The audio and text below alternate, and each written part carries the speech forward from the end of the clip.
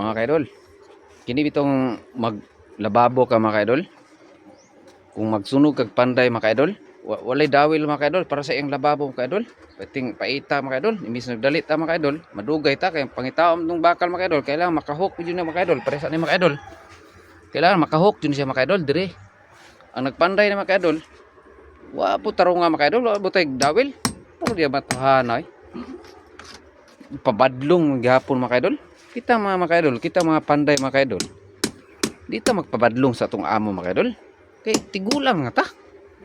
Kailangan imong trabaho mga kaidol, tarong mo jud mo mga kaidol para waon gyud kag balik sa imong amo.